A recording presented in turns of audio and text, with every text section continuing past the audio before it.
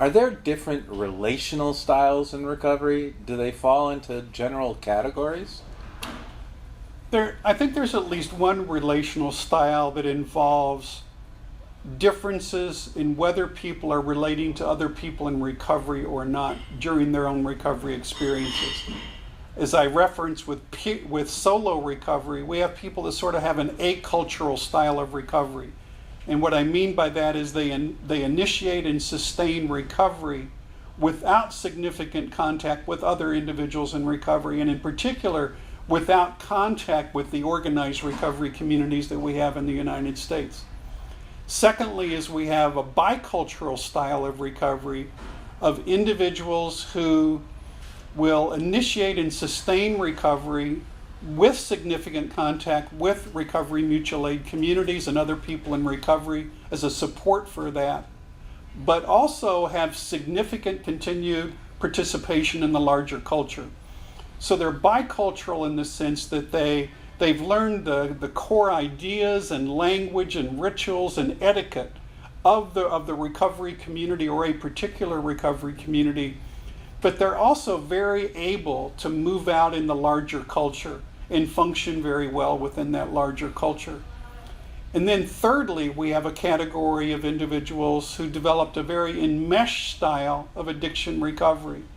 And what that means is they initiate and maintain recovery almost exclusively within a recovery community, meaning their life is dominated by that recovery culture and people they know within that recovery culture and activities within that recovery culture, with very little contact with what they've come to think of as civilians or earth people or other such names for people without addiction and recovery experience.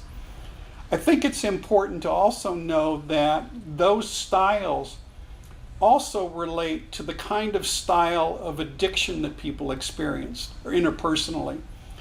People, for example, who were very enmeshed in cultures of addiction may need a very enmeshed style of addiction recovery, meaning that they go from a world of the drug culture to a world of the recovery culture.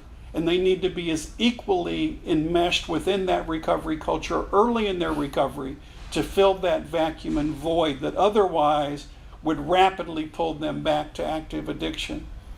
The other thing that is of note is that the styles may change over time.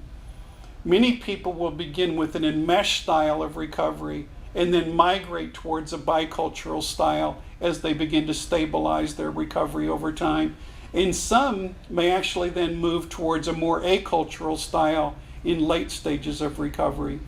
And this is the story of Leanne Kaskudis and others who've studied individuals who initiated and maintained recovery for a period of time within a fellowship like Alcoholics Anonymous or Narcotics Anonymous, but then disengaged and actually then maintained long-term recovery without contact with those.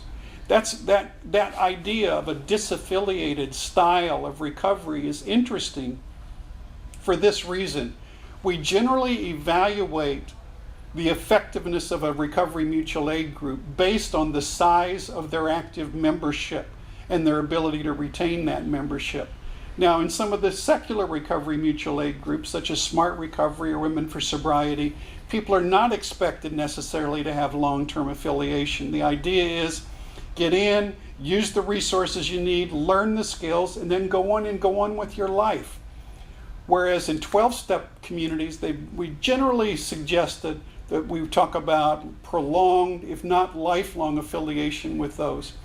But it also suggests that if there is this larger pool of individuals, for example, who've attended AA or NA for a prolonged period of time, disengaged, and have continued to do well, then the impact of groups like AA and NA may be far greater in terms of its impact on the culture than we've historically given them credit for, simply based on their membership size at any point in time.